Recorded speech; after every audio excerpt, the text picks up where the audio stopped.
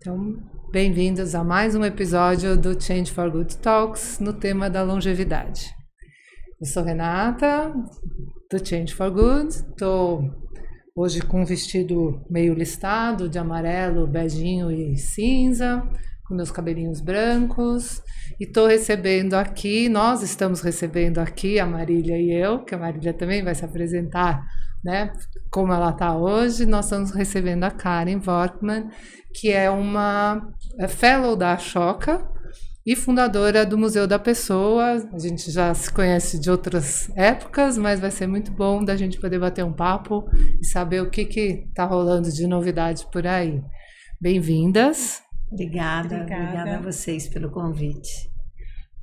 Eu me apresento. Primeiro você. Bom, eu sou a Karen Workman, eu sou fellow da Ashoka, sou fundadora e diretora do Museu da Pessoa. Eu tô com um vestido sem manga, roxo, cabelo curto, meio branco, meio misturado. E acho que eu não sei dizer mais nada sobre o meu visual. Estou aqui muito feliz de estar conversando com vocês. Eu também. Eu sou a Marília, estou aqui hoje com uma blusa verde, tenho um cabelo castanho curtinho, os olhos claros, e acho que de marcante é isso. Muito bom estar aqui de novo, Renata, com você e recebendo a Karen hoje. Então, Marília, vamos lá. Hoje a gente gostaria muito que a Karen contasse para a gente um pouquinho da sua... Como o nosso tema aqui é sempre longevidade, um pouquinho da sua trajetória desde que você conheceu a Ashoka, virou fellow, quantos anos fazem isso, né? O que você imaginou lá atrás para o Museu da Pessoa e como é que ele aconteceu de fato, quais planos futuros para o museu, para você, para a sua vida. Acho que é um pouco isso que a gente gostaria de conversar com você. Bom, tá ótimo. Eu estou fazendo aqui uma conta há quanto tempo eu estou na Ashoka. Eu entrei formalmente em 2000, mas o processo de entrevista foi em 99, o que vai dar uns 25 anos, né? Nem eu tinha me dado conta disso. Bodas de prata. Bodas de prata? Bodas de prata com a Ashoka. Quando eu entrei, minha entrada na Ashoka foi interessante, porque eu não tinha a menor ideia do que era a Ashoka. E eu sou amiga do Wellington Nogueira, que fundou Doutores da Alegria. E aí, um dia eu fui conhecer o Wellington. Na verdade, a gente tinha um assessor, já tinha o Museu da Pessoa, e aí a gente tinha um assessor de imprensa que era das duas organizações. E aí ele falou: você precisa muito conhecer o Wellington, vocês têm tudo a ver. Então, eu me lembro que esse primeiro dia fui eu e o Zé Santos, que na época era meu marido, era fundador do museu também, e a gente foi, eu me lembro que foi alguma coisa perto do verão, porque o Doutores da Alegria ficava assim numa travessa da Cardeal em São Paulo, e chovia loucamente. Então, eu me lembro que a gente chegou lá, teve que subir numa padaria, porque passava um rio de água, esperando. Quando a gente chegou lá, que foi um fim de tarde caótico, dessa época do ano, dezembro, janeiro, o Wellington estava lá com vinho branco, falando: vamos celebrar o fim da tarde. E foi uma conexão imediata, a gente começou a conversar muito, e ele olhou para mim e falou: nossa, você tem tanta cara de ser da Ashoka. Eu falei: Ashoka? Aí, daqui a um tempo passou, ele convidou para um jantar, eu ali conheci a Célia Cruz. Então, e de lá, um dia, a Mônica, na época a diretora, me telefonou: você pode vir fazer uma entrevista? Então, eu fui, e até este momento não tinha a menor ideia do que se estava falando. Fiz uma longa entrevista, depois eu fui convidada para o Rio, para uma outra entrevista. Lá eu conheci o Bill Drayton, e foi também um encontro, mais que um encontro mesmo, muito profundo, porque ele estudou história, eu sou historiadora, né? Então, ele fez história. Eu acho que quando eu comecei a contar a ideia do museu, com uma ideia ligada à história, para ele também foi muito interessante. Tivemos aqueles célebres encontros de 9 horas, comendo pipoca, e ele me perguntou naquele momento: o que vai ser o que vai ser o museu daqui a 5, 10, 20 anos? Eu falei, pô, não sei, vai ser amanhã? Falou, então me dá 2 dias, eu te dou 2 dias para pensar nisso. Eu achei um desafio, né? Um desafio, né? Fiquei muito desafiada com aquilo, fiquei pensando como é que eu imagino isso daqui a 5, 10 anos. E eu acho que não vou ser nem a primeira nem a última. Aquilo lá, para mim, já foi um grande gatilho de entrada na Choca. Foi muito acolhida. E ali eu acho que nasceram 2 coisas. Eu estava grávida, começando a ficar... Estava bem no início da gravidez do meu segundo filho. E então, eu acho que foi uma gênese, né? Tanto do filho. E a entrada na Choca foi uma gênese para uma nova trajetória de vida. Nesse momento eu tinha, pensando bem, isso foi em 99 que eu falei, né? Eu nasci em 62, então isso daria o que, uns 37, 38 anos. E Karen, me diz uma coisa, só para a gente contextualizar também, né? Porque a gente sabe muito o que é o Museu da Pessoa, né? Mas assim, o que é o Museu da Pessoa? Explica pra gente, porque é revolucionário, né? Então, conta um pouco. Então, o Museu da Pessoa, ele pode ser uma coisa complexa de entender e, ao mesmo tempo, muito simples. Mas, em resumo, é um museu virtual e colaborativo de histórias de vida, aberto à participação de toda e qualquer pessoa da sociedade. É simples assim. No entanto, no momento em que eu acho que eu tive esse insight, essa ideia, muito antes do próprio museu, eu acho que veio, eu explico para vocês, porque aí dá para entender o porquê, né?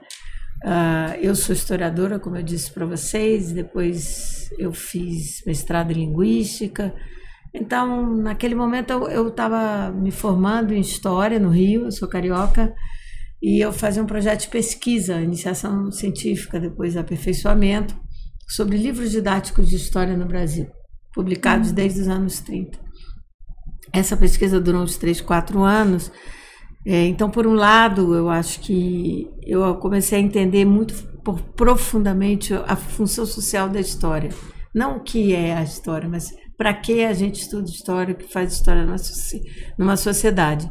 E, basicamente, também resumindo, a história ela tem um lado para quem é historiador estudar o passado, mas na realidade ele na sociedade, na escola, ele cria um acordo comum. O que vale, o que não vale, o que a gente vai lembrar. O que a gente vai lembrar, o que fica na história. Então eu percebi isso naquele momento.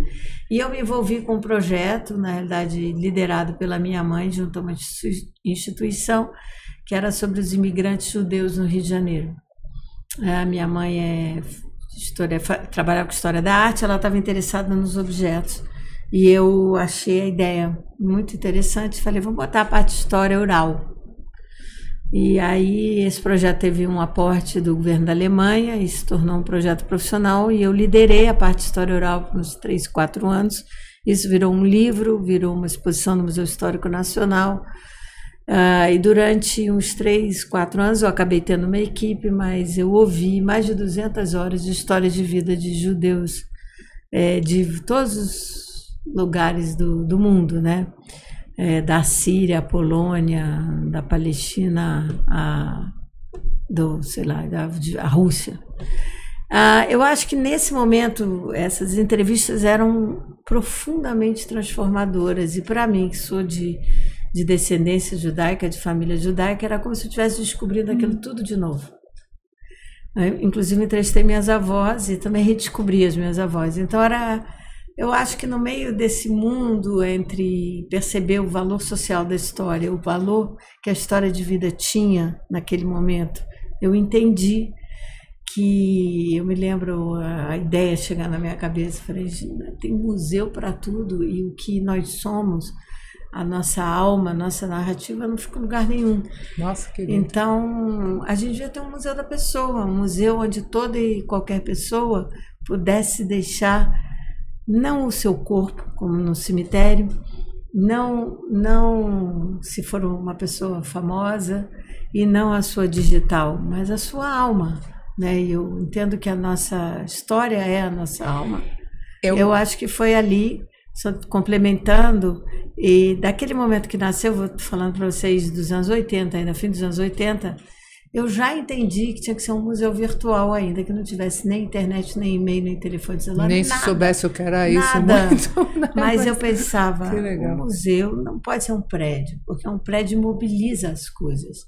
Um prédio é um prédio que guarda objetos.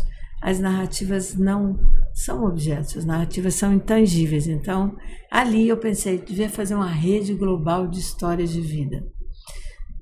Sabe, você tem uma imagem. Então, ali eu tive um insight. E a metodologia, porque como eu coordenei esse grupo, eu acabei estudando. Eu gosto muito de metodologia, de pesquisa, eu aprendi muito. Acho que foi o meu grande aprendizado na história. E eu criava fichas e formas de sistematizar aquelas narrativas.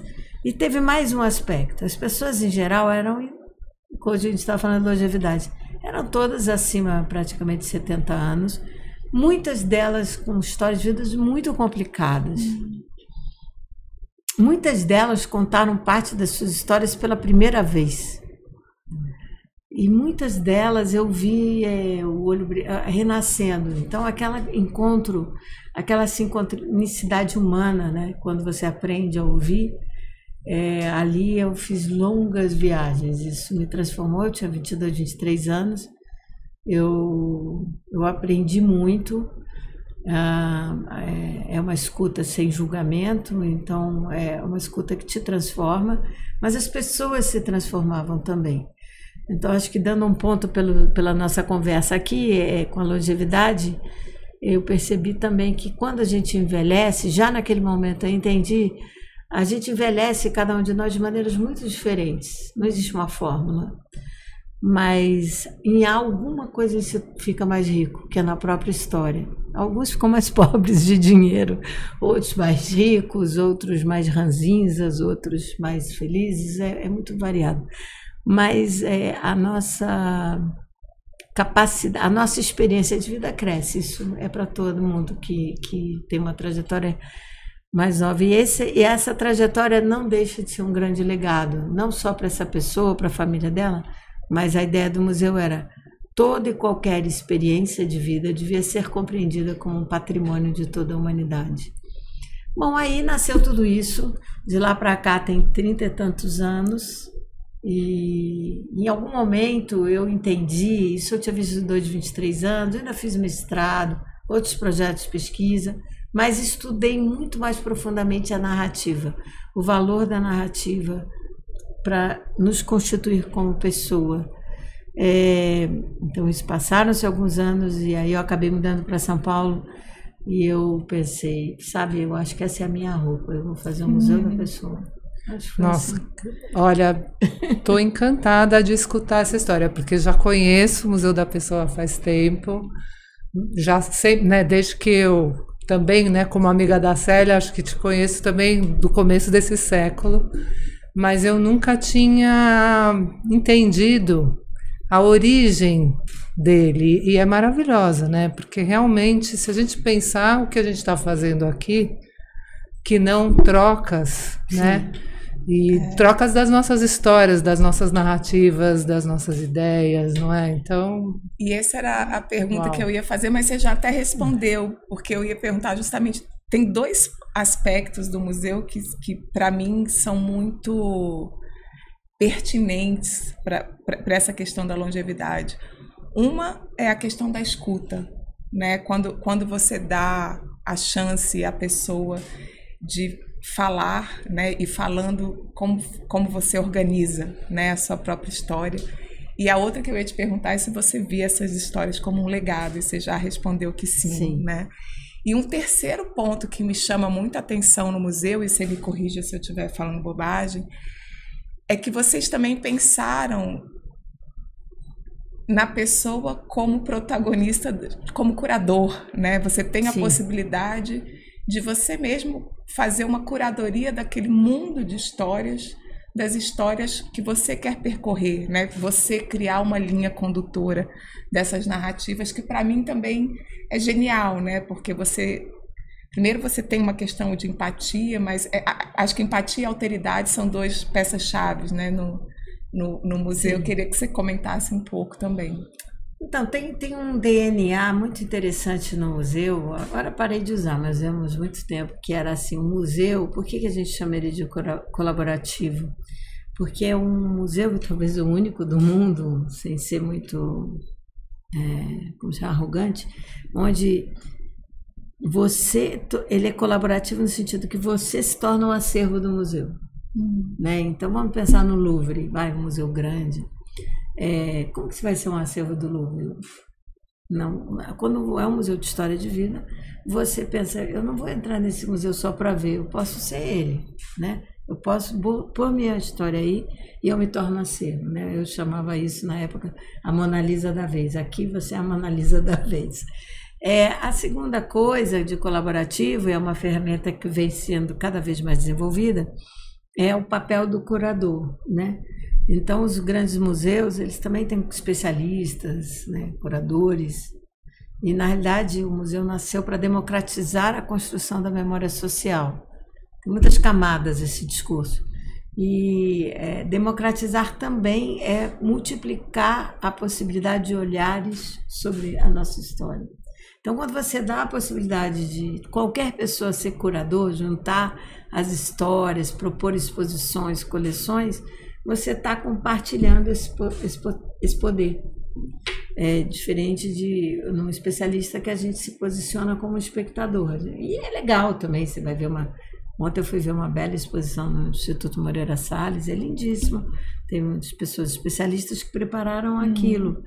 Mas quando a gente está falando de história de vida, eu acho que é algo que todos nós entendemos, todos nós vivemos, e possibilitar que ou a gente conte a nossa história, ou a gente narra a história de alguém, seja entrevistador, a história da mãe, do pai, da própria cidade, ou a gente construi uma coleção com isso, de alguma maneira multiplicar muitos olhares, né, as possibilidades de construção dessa história. Então, acho que isso tem a ver com a sua questão, que é o quanto o museu pode ser participativo, é a palavra que a gente usa, né? Quando você está falando isso, na minha cabeça me vem uma coisa assim que eu não sei se é inovadora, mas pelo que você está contando, né, vamos dizer, é uma coletânea de sabedoria vinda de diferentes fontes mesmo, né, e das mais espontâneas possíveis, empíricas, não é? E de repente eu fico pensando que interessante que deve ser, talvez, né, usando a inteligência artificial hoje, você poder fazer releituras de determinadas épocas, e não de pesquisadores especialistas, mas da humanidade mesmo, né, dessas verdades. Nossa, já falo nisso, eu já fico até emocionada, porque é um grande repositório de experiências, de narrativas, de imagens. Porque a gente, quando trabalha fazendo a entrevista, a gente coleta, a pessoa trazia. Agora isso mudou muito, mas os seus documentos, as suas fotos importantes. Isso mudou com a tecnologia, porque agora eu não sei mais o que é uma foto importante, mas antes as pessoas tinham aquela. E a gente tem um acervo de mais de 60 mil fotos e documentos digitalizados. É um museu digital. Quer dizer, tem uma casa, mas o acervo é digital. E é uma enorme viagem sobre a vida privada íntima do Brasil no século XX e XXI, né? Porque tem modos de vestir, formaturas, casamentos, festas, férias, que as pessoas guardaram. Você pode fazer um passeio imagético também por tudo isso, um passeio sobre a história de grupos diferentes, etnias diferentes, raças diferentes, classes sociais diferentes. Então, é uma coisa muito múltipla de possibilidades, né? Uma das coisas que a gente pensa é ampliar as possibilidades de contato entre as gerações, pode melhorar e muito as possibilidades de longevidade para todo mundo. E você contou na experiência do projeto inicial que eram pessoas geralmente mais velhas, que contavam as histórias. Você vê esse interesse das gerações mais novas em visitarem o museu e conhecerem um pouco desse legado de quem veio antes deles ou que está junto? Sim. Eu preciso contar duas coisas antes. Eu vou falar sobre isso. O museu... Bom, aí nasceu o museu, né? Naquele momento, só para dar uma ideia, o museu nasceu formalmente aqui em São Paulo em 91, 92. E essa é uma curiosidade. Um dos primeiros projetos que eu fui fazer... Eu tinha mais... Eu trouxe essa exposição sobre os imigrantes judeus para o MIS, Museu da Imagem e do Som, e aí consegui um apoio para fazer um estúdio dentro da exposição e dizer, venha contar a sua história no Museu da Pessoa. Ninguém entendia nada. Para que alguém quer ouvir a história de uma pessoa comum? Pergunta, né? A exposição acabou tendo muito sucesso, veio todos os jornalistas, e o que os jornalistas me perguntavam era isso. Para quem interessa a ouvir a história de uma pessoa comum, o que hoje em dia se tornou vamos chamar uma coisa óbvia. E a outra ideia mais doida era assim, mas onde fica o museu? Como fazer um museu? Então era muito esquisito tudo isso naquele momento, mas aí eu fui trabalhando, né? Porque eu preciso dizer que o meu terceiro aspecto de eu ter entrado para a Choca tão rápido foi o aspecto empreendedor. Porque eu estou falando para vocês dessa ideia dos anos 90, fim dos anos 90. Os anos 80 no Brasil, para contextualizar, o Brasil estava saindo de uma ditadura de mais de 20 anos, com uma inflação imensa. E na época que o museu nasceu, foi a época, me lembro claramente, do impeachment do Collor de Mello. Para quem não sabe, foi o primeiro presidente eleito e ele estava sofrendo impeachment. E o Brasil estava um caos entre inflação, desorganização. Você pensar em fazer um museu naquele momento...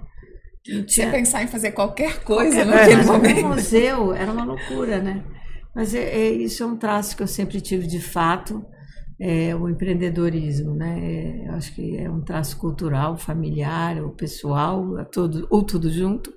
Eu nunca pensei a história como eu acho maravilhoso ser professor, mas eu nunca pensei em ser professora. E eu no Rio, na universidade, todo mundo dizia, não tem emprego. Eu achava aquilo engraçado, porque eu achava que tinha tanta coisa para fazer com isso, então isso nunca me perturbou.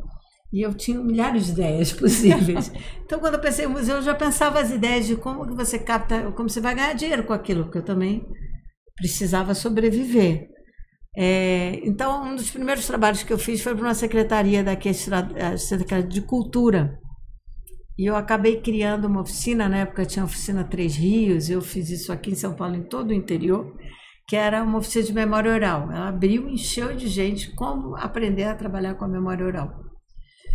E o primeiro tema foi, a gente tem um livro no museu, eu só tenho um exemplar no museu, chama Almanaque da Idade de Pensar, que é a memória oral do idoso. Então, na época, eram 30 pessoas que vieram fazer oficina, a gente foi fazer um livro com as histórias das pessoas acima de 60 anos.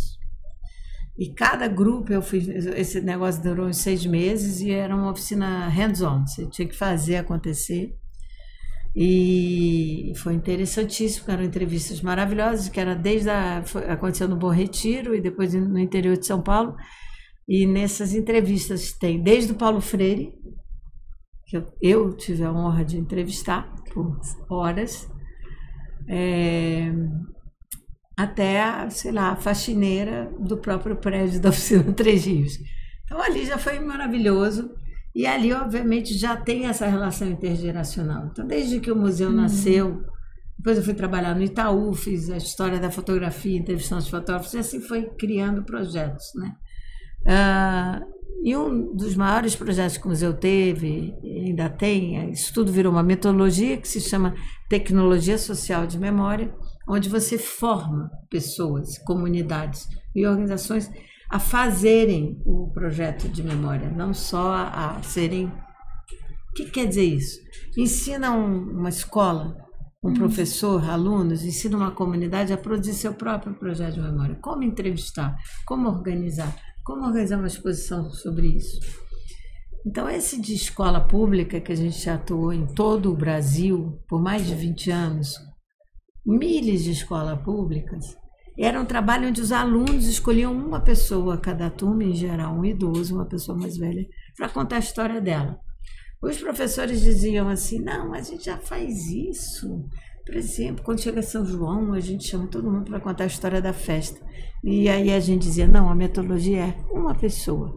E quem escolhe são as crianças. Então elas escolhiam o pipoqueiro, o coveiro. Gente, o pipoqueiro da minha escola. Nossa, eu seria capaz de ficar horas. Do clube de futebol. Quem elas tinham curiosidade? E ali ela entendia a escuta de uma história de vida. E aí eu tenho histórias maravilhosas sobre essa interconexão geracional, onde os alunos começaram a achar maravilhoso aquela pessoa. E no lançamento era uma grande exposição na cidade em geral, a gente fez muitas cidades. O motorneiro, o diretor do monte, e a gente chamava contadores de história profissionais que subiam no palco e contavam a história dessa pessoa. Eu tive momentos de muita satisfação vendo um senhor de 90 anos, vestido como ele tinha sido, olhando a história dele sendo contada e chorando, sabe? Eu tô emocionada. É super interessante e as crianças fascinadas por aquela história. Então, acho que a história e a capacidade de fazer uma entrevista é muito revolucionária quando você faz isso, por exemplo, numa escola, ou hoje a gente faz com comunidades indígenas, a gente forma os jovens e eles escutam os seus anciões e anciãs e também reconectam. Muitas vezes comunidades com rupturas sérias. A escuta é uma grande cura. É isso aí. A escuta é uma grande cura. Você sabe que eu fiz uma pesquisa de campo também no meu doutorado, que foi sobre envelhecimento. E eu acho que a maior queixa era a questão da escuta. Sabe, assim, mas eu quero falar. E essa questão da tecnologia, às vezes falava, não, eu moro com meu filho, ou meu filho mora comigo, mas ele é muito ocupado, a gente se comunica só pelo WhatsApp na mesma casa. E às vezes a pessoa passava dias sem ter alguém para conversar. Sim. Então a queixa maior era quem que vai ouvir minhas histórias, né? Para quem que vai ficar isso? Quem que tem interesse nessa escuta genuína, né? E achei tão interessante você falar, não é um monte de história, né? Assim, é uma história e vamos mergulhar nessa história, né? E se conectar com ela. Isso é único, né? Mágico e transformador, né? Porque quanta sabedoria, quanto aprendizado, quanta experiência, não é? E às vezes as pessoas, por essa identificação, né, aprendem tanto e, né, acham soluções para problemas só de escutar uma história diferente, enfim, com outra trajetória. Karen, delícia, quase assim, parece que eu nunca escutei você falar, estou escutando coisas muito novas, muito interessantes. E assim, fico aqui só com vontade da gente tentar puxar um pouquinho também para você trazer quem é a Karen de hoje, como é que ela olha para essa menina corajosa lá atrás que fez tudo isso, e quais são os seus, sei lá, suas ideias para os próximos 20, 30 anos aí. Quais são suas próximas aventuras? Exato. Quando eu acho que a minha vida se misturou, né, com a do Museu da Pessoa. Acabei vindo para São Paulo, fazendo disso, e aí eu falei, eu vou fazer isso de verdade. Aí eu acabei casando com o Zé, que era um documentarista, mas tinha um grupo inicial que se juntou, e aí a gente teve 2 filhos, montou um museu. Hoje ele é um escritor, a gente se separou, mas foi um momento de muita produção, né? Chamar dos meus 30 aos meus 40, 50 anos, vamos dizer, de muita dedicação. Faz filho, faz casa, faz museu, faz tudo junto ao mesmo tempo. Agora, eu acho que isso foi muito, muito, muito, muito intenso. E por um lado, e por outro, eu acho muito bom ter tido a bênção de ter uma missão. Eu acho que isso dá um norte na vida da gente, um sentido, né? Tem um autor que eu gosto muito, chama Viktor Frankl, que escreveu um livro chamado Em Busca do Sentido, e ele diz isso, né? Se você vê sentido, você está vivo. Então, Eu acho que eu sempre vi e continuo vendo muito sentido no museu. Hoje, eu acho que eu acho que eu já penso isso de uma perspectiva diferente. Eu ia contar sobre isso, né? Quando eu fiz 60 anos, eu pensei assim, eu preciso fazer uma coisa, mudar. Eu sempre estou mudando, assim, eu não sou uma pessoa muito parada.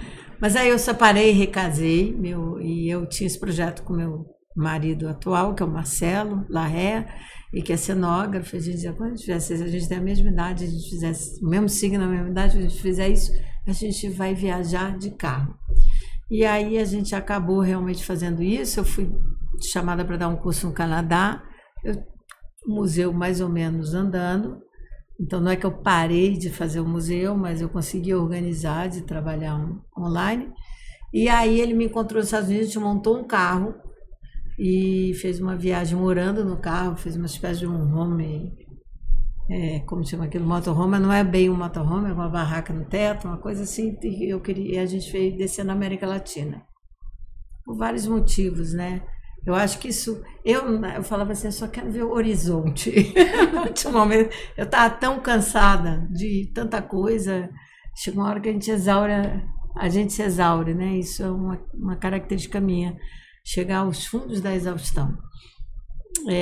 Eu fiz parte de um programa cuja Ashoka tem parceria, que chama Wellbeing Project, fui da primeira turma, e isso foi em 2015. Eu realmente estava num momento de muita exaustão. E é uma exaustão de alma mesmo. Como assim, que tem isso para fazer com o museu. Eu falava, nossa, não aguento mais. Porque é intenso, é intenso montar um museu, um time, captação de recursos, tem sempre 70 desafios na vida. E aí eu fui levando, e aí você vai se revisitando. Esse programa Wellbeing me ajudou muito, um programa interessantíssimo. Conhecer outras pessoas exaustas de todos os lugares do mundo. E você se repensa entre você, quem é você, o que é a sua missão, e você vai se requalificando, né? Essa viagem eu acho que foi mais uma etapa disso. Não tenho nenhuma fórmula pronta na cabeça, mas eu acho que a gente, quando vai ficando mais velho, a gente tem alguns caminhos, né? Se a gente não se revisita, não se retrabalha, a tendência é a gente pegar tudo que a gente já é quando a gente é jovem e piorar. Envelhecer não é necessariamente ficar mais legal ou mais sábio, não. Você pode ficar realmente uma pessoa mais estúpida ou mais tosca, sei lá, depende da gente, muito. Mas você tem uma enorme oportunidade, porque, como eu disse no início, a experiência, se você reflete sobre o que você vive, é uma possibilidade que você faça disso algum aprendizado sobre você mesmo, em primeira instância, sobre a reflexão que você pode ter sobre os outros, sobre o mundo. Então, aquela capacidade da gente se tornar, não diria mais sábio, mas mais sabedor. Sábio já é uma pós-graduação, né? Mas um sabedor, uma pessoa que consegue fazer e compreender melhor, né, a si próprio e o lugar onde ela está. Eu acho que viver te oferece essa oportunidade. Se você a usa, é uma capacidade de cada um. Eu busco bastante hoje em dia fazer isso. Então, às vezes vem uma coisa que eu sei que há 10 anos atrás eu ficaria estressadíssima. E hoje não é que eu não fico estressada, mas eu consigo pensar assim, nossa, mas eu já vivi isso. Isso pode passar, isso é cíclico. Ou eu já vi... Então não é um tédio com a vida, porque eu acho que ela sempre se renova, mas eu acho que a gente tem mais alfabeto, mais glossário, mais palavras para lidar com as próprias experiências, com a visão de mundo. Então, talvez eu pensei o Museu da Pessoa e naquele momento, e quando eu entrei na Ashoka, eu dizia, e o próprio Bill falou, you can change the way history is told in the world. Ele falava em inglês para mim, você pode mudar o jeito que se pensa a história. E eu pensei, é mesmo. E aquilo se tornou um lema para mim. Hoje eu percebo que a gente faz da nossa vida um elemento de mudança se a gente quiser, obviamente. Mas o nosso papel, com toda a humildade da vida, ele é sempre, nunca o protagonista. Nós somos sempre contribuidores, né, do universo. O universo e o mundo é muito maior do que a gente. Eu acho que esse tempo que eu vivi tendo experiências, também fui compreendendo isso, né, o quanto a gente faz e o quanto é importante o nosso trabalho de cada um de nós. Mas o mundo, ele é maior, né? E a gente está aqui para usufruir dele, contribuir com ele. Agora, a gente não resolve nada, na verdade. Isso, acho que é algo que veio com o tempo para mim, perceber isso. Você sabe que a minha mãe tem uma frase que eu adoro. Eu não sei nem se eu já falei ela aqui, mas ela fala que viver em estado de graça é estar atenta aos sinais, né? E eu acho que você tem muito isso, né, de estar atenta aos sinais. Nessa viagem mesmo que você fez, você acabou atenta aos sinais, construindo uma outra coisa. Conta um pouquinho como é que foi essa construção. Assim, eu queria só ver o horizonte mesmo, mas eu não consigo, né? Eu falei, não, então vamos fazer um projeto. E a gente criou um projeto chamado Las Américas e Suas Histórias. As Américas e Suas Histórias. E era ir viajando e entrevistando pessoas, né? E aí a gente criou pelo museu mesmo um blog e artigos no LinkedIn. E era um jeito de você compreender aquele lugar, aquele país, aquelas realidades por meio da história de vida. Então, a gente fez 20 histórias de vida, também não queria entupir. E eu ia criando uma reflexão em cima da história. Eu acho que de agora a gente mandei transcrever tudo, a gente vai criar uma coleção no museu. E eu acho que eu tenho interesse em revisitar isso, tornar isso um livro, uma exposição, porque é um jeito também de você entender a América Latina. Eu acho que o Brasil se conecta pouquíssimo com a América Latina. Isso foi uma forma muito, muito, muito interessante de conhecer, né? Uma América indígena, uma América de muitos sonhadores. Eu tive muito apoio, né? Teve uma pessoa chamada Célio Turino, que foi o criador da Cultura Viva no Brasil, dos pontos de cultura. Somos amigos, e ele fez o Cultura Viva na América Latina. Eu falei, preciso conhecer essa pessoa que criou uma biblioteca no meio do deserto no Peru. Aí ele me mandava. E aí realmente você vai. Um casal não tem nem água e tem uma biblioteca para jovens. Então, eu acho que por uma rede de contatos eu acabei conhecendo e entrevistando pessoas interessantíssimas e fui escrevendo ao longo do caminho. Então, não consegui parar, né? Não sei, a gente... eu achou um jeito diferente de fazer. Né? Ainda o essencial do museu. Né? Exato. E hoje o que eu vejo, acho que a nossa vida ela é cheia de momentos de transição. Então, eu continuo muito dedicada e trabalhando muito com o museu, mas eu acho que antes de viajar, eu também fiz um doutorado no qual discutia a questão do museu e a memória. E hoje eu acho que eu e o museu estamos conversando para ver como vamos nos relacionar daqui para frente. Voltando à pergunta inicial do Bill lá atrás, né? Começando a pensar os 5 anos daqui para frente. Então, eu achei essa pergunta genial. E a Choca, para mim, trouxe coisas. Acho que a primeira coisa que eu ganhei com a Choca foi a comunidade. Como que eu ia conhecer tantas pessoas que hoje, uma grande parte dessas pessoas são meus amigos de vida, e de dentro e fora do país. Assim, a chance de você cruzar com uma pessoa incrível é uma na vida, 2, muitas, só a Choca mesmo que te bota nessa comunidade. Então, eu tenho uma gratidão eterna pela Choca, por essa comunidade, por te dar uma identidade, porque eu acho que todo fellow em geral, eu me sinto parte disso. Você é historiador, mas não está enfim, não é um professor. Não está dentro da academia, não se sente. Você é um empreendedor, mas você também tem uma empresa. Você é o quê, né? Você está sempre naquele caminho inusitado e de repente alguém fala, não, você é um empreendedor social. Aí você fala, nossa, que legal. E tem um monte de gente assim. Então isso é muito importante, a gente se sentir pertencendo a alguma coisa, muito importante. E aí eu aprendi muito com a Choca. Foi um momento da Choca, tinha muitas oficinas, avaliação, escala. Pensar 5, 10 anos é um pensamento estratégico. Eu aprendi profundamente, fiz muitas oficinas com a McKinsey. Isso ajudou muito o museu e a mim. E essa coisa mais interessante que eu acho que com o tempo, que naquele momento, e com o Museu Emprego Nisso, a gente acabou de fazer o planejamento 2030, onde o museu tem que estar. Mas eu também tive e quero desaprender outras coisas. Por exemplo, eu não preciso saber onde eu, Karen, estarei em 5, 10 anos. Eu acho que agora, eu preciso desaprender e falar o que a vida tem que contar para mim, eu tenho que aprender a ler. Obviamente eu sei coisas intuitivamente ou com toda a experiência. Eu já me sinto tendo construído, né, o próprio museu, casas, eu adoro fazer casas ou filhos, então eu estou mais em paz. Quando você tem 20 anos, você fala, o que você é? Assim, agora você fala, porra, fiz um monte de coisa, estou de boa. Não estou totalmente em paz, porque acho que nessa vida aqui eu não vou ter. Não vai ter. Não vou ter essa paz absoluta, mas eu já estou mais, vamos dizer, um pouco mais tranquila com a noção de que eu consegui fazer coisas que eu queria fazer.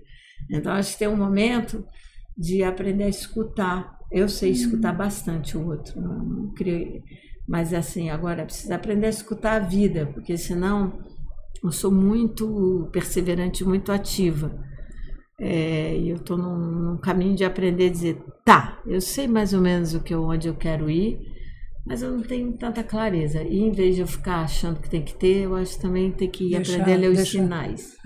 Sabe o que você está falando? Você falou do Frankl, que é um autor que eu também, tenho profunda admiração. Eu tenho um amigo que representa um pouco o instituto dele aqui no Brasil, e a gente estudou junto muita coisa. E esse sentido da vida, né? Quando você tem isso dentro de você, te dá um certo descanso também, que para onde você for, ele está te regendo. Sim. Então vai dar tudo certo também, né? Eu não sei se você sente assim, eu tô com 64, então hoje em dia eu fico pensando assim, eu falo assim, não, Renata, calma, respira, porque eu sou muito também de fazer, eu não penso, faço, né? Eu tô no feito. Então hoje eu falo assim, deixa eu esperar, se a vontade passar, tudo bem também, sabe? Mas eu falo, senta e espera um pouquinho. Se não der certo, você levanta e faz. Mas se passar, passou também. Para a gente ter... a sensação que eu tenho é de um momento de vida que pode ser mais descansativo, contemplativo, do que de ação constante, onde não dá nem tempo, às vezes, de você pensar. Quando você vê, você vai fazendo, tá tudo bem também, fez parte. Mas eu acho que contemplar um pouco e olhar e até de repente assistir outras pessoas que chegam perto, se interessam e começam a fazer de um jeito diferente do que você faria, e tá tudo bem também, né? Eu acho que é um momento, às vezes o meu filho que inventa esses termos, que ele falava do descansativo, e eu acho muito próprio, sabe? Assim, acho que ele, muitas vezes eu falo, não, deixa eu ir para esse lugar mais descansativo do que o ativo, sabe? Eu não estou aí ainda não, mas adoraria chegar numa coisa onde o tempo não precisa ser consumido, né? Acho que o tempo ele é consumido pela gente em prol do que você está fazendo, dos compromissos que você assume. E também tudo bem, concordo com você. Mas eu gostaria de aprender a ver mais o tempo, assim, passar simplesmente. Mas, sei lá, eu acho que tem que ver aonde a gente é capaz de ir e estar. Mas eu conheci gente muito interessante, muito mais velhas, e cada um realmente inventa o seu jeito de envelhecer, né? E eu acho que, mas continuar daquela coisa escravo demais de você mesmo e do que você assume, eu acho que é uma boa ideia tentar mudar isso, pelo menos para mim. Essa liberdade de não saber, né, que você falou um pouquinho antes, é muito legal. A minha analista fala, Marília, deixa o tempo entrar. Porque às vezes a gente precisa deixar o tempo entrar, né? Aí ver se a vontade passa, se situa melhor por na onde análise. Estão indo as coisas, né? E as escutas, os sinais, né? Deixa o tempo entrar. Sabe que essa história de sentar e esperar a vontade passar, brincando com isso, no trabalho que a gente faz no Change, que é puxado pelo consumo consciente, né? Que o consumo consciente começa por consumir menos. Então, eu falo assim, sempre que você for consumir, quer seja um conteúdo, um produto, alguma coisa, senta e espera, vê se não passa essa vontade, porque muitas vezes ela vai passar. E aí você está consumindo com consciência, se ela não passar, você, ok, consumiu, né? Mas eu acho que em todo sentido, não é de todo mal, eu acho, porque a gente leva uma vida muito acelerada. Sim. Né? Então a gente também se desgasta muito mais do que talvez precisasse para chegar mais ou menos no mesmo lugar, né?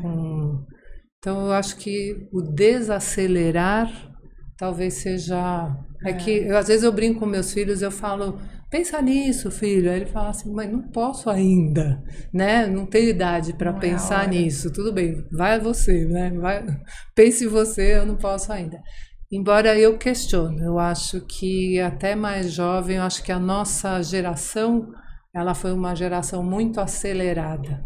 Tudo era acelera, escala, cresce, acelera, escala. E eu não sei se esse modelo mental, de fato, deveria perpetuar, sabe? Acho que dar uma desacelerada aí talvez fosse bom para a gente poder refletir um pouco mais, para a gente poder sentir um pouco mais que... Está presente, né? Assim.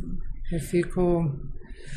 Nossa, nós estamos aqui, né, consumindo o nosso tempo de uma maneira brilhante e deliciosa, mas realmente acho que a gente precisa, né, de acordo com os horários aqui, a gente precisa ir caminhando para encerrar a nossa conversa, que daria para continuar muito, que já fiquei com uma vontade de ouvir da Karen também, quem sabe a gente combina outra conversa. Recortes do pensamento das pessoas longevas que você vem conversando hoje, nessa dica do quais são os ganhos. E eu vou deixar uma pergunta que eu queria fazer também para um próximo encontro. Na questão das narrativas, né? A gente no Laboratório de Nova Longevidade, a gente fala muito que vão ser as novas narrativas que vão ajudar a gente a construir uma nova ideia sobre o potencial das pessoas ao longo da vida, né? De mudar o mindset da coisa idadista para uma coisa que não, estamos todos envelhecendo juntos, estamos envelhecendo inclusive com esse potencial de transformação do mundo, né? Então vou deixar na minha lista de perguntas também depois para você comentar um pouco a potência das narrativas nessas mudanças de modelos mentais e nas mudanças de atitudes na sociedade. A Renata trouxe um pouquinho de mudança de mentalidade relacionada ao consumo, mas a gente tem um desafio também de mudança de mentalidade com relação à longevidade, né? E a potência das pessoas ao longo da vida. Mas é para eu comentar, acho que acabou, né? Não, se quiser deixar um gostinho aqui. Eu acho assim, vou fazer um comentário final. Primeiro, eu acho que, como eu disse no início, só fechando, né? A riqueza maior de uma pessoa que vive mais é a vivência. Então, reconhecer isso, buscar que a sociedade reconheça isso, uma sociedade que perdeu. A gente tem trabalhado com sociedades indígenas e tradicionais, é muito diferente, né? A relação com as pessoas mais velhas. A nossa sociedade ocidental, contemporânea, capitalista, tudo isso não é simplesmente porque a gente não quer, porque a idade mais velha não é produtiva no sentido que a gente fala. Isso relega a pessoa a um plano de exclusão social. A gente precisa olhar isso de uma maneira mais profunda e contextual. Então, acho que a escuta e a retomada de entender que uma pessoa mais velha tem algo a dizer é essencial para a gente pensar a longevidade. Sem que com isso a gente caia em duas armadilhas. A primeira delas é achar que todo mundo que é mais velho é mais sábio. Eu não concordo com isso. Todo mundo que é mais velho é mais velho. E tem uma experiência. Ponto. escutar e respeitar essa experiência é importantíssimo, né? E a segunda armadilha é achar que você ficar bem é você ser produtivo. E muitas vezes, o que se diz muito nas comunidades indígenas é que ser mais velha não é necessariamente ser mais produtivo. É ter algo, estar lá, garantir aquele olhar mais velho.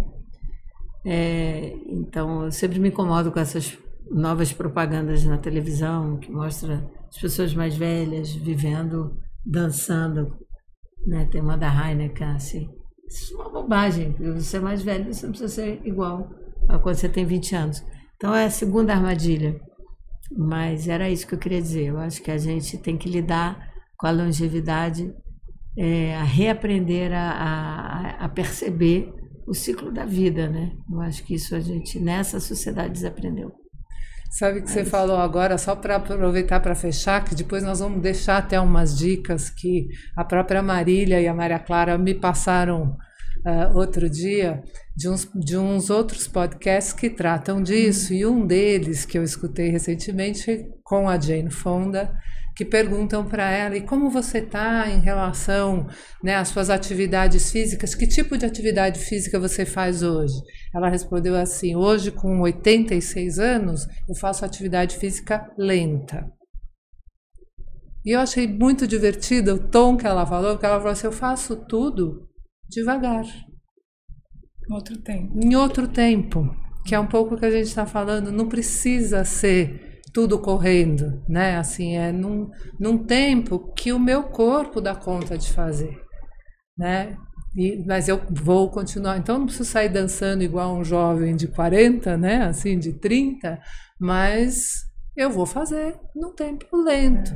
Sim. E esses cuidados, né? Não sair de uma caixa para entrar em outra, né? Tem um dos participantes da minha pesquisa, ele tinha uma frase que eu adorava, que ele fala: nem bengalista, nem alpinista, sabe? É outra coisa. Eu não estou em nenhuma dessas duas caixas de performance, né? Então, que é bem o que você falou, que é muito interessante desses modos. E aí no plural também, né? Modos de envelhecer, né? Então, mas Marília... Eu tô apaixonada, assim. A Renata já te conhece, né, de longa data. Eu podia ficar aqui 5 anos, assim. Mas olha, assim, é uma outra Karen para mim hoje, porque a gente se conhece há tanto tempo. Muito bom, porque com muito mais profundidade, entendendo o que te levou para esse lugar, eu adorei. Que legal. Obrigada por esse presente aí de compartilhar a sua história com a gente, foi muito gostoso. E vamos combinar mais uma vez, hein, Marília? Vamos combinar. Foi demais. Obrigada, foi uma honra.